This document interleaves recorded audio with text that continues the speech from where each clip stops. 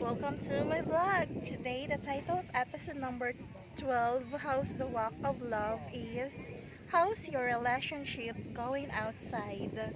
As and been moving out from this household, from this virtue of patience.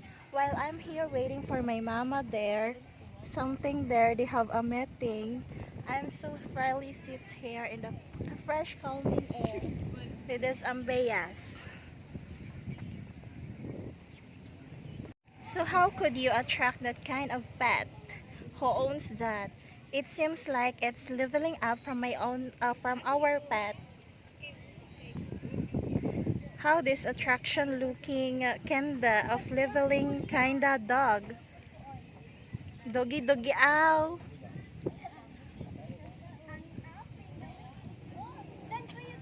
Seems like there's going to be those strangers. Doggy doggy ow. There's another still sleeping. Doggy doggy ow. And the sweet sensation, a pleasant here with a voice saying, "Thank you, Oslob." Here, living in this Oslob hometown, could seek no refuge at all. Though, so does ambience with this attraction that would calmly at ease your peace also with your innermost being. So as this dry leaves capable of falling down, as to forget the past, tries to moving on every seasons we are opening this.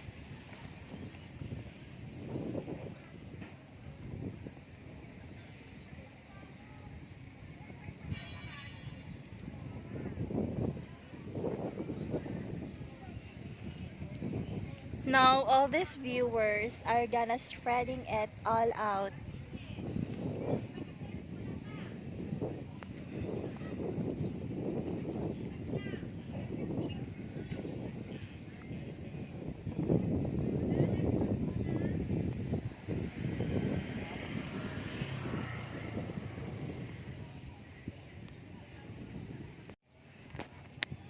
In fact, the reality is, how's the walk of love is checked by at the beginning where this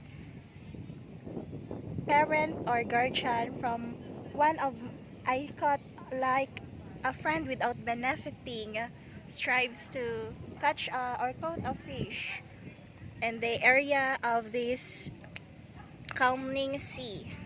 So that's how gonna reach them to other island while fishing using their boat and the Bohol Island. So as for now, they are still capable and able to do so, catching fishes here at our beach.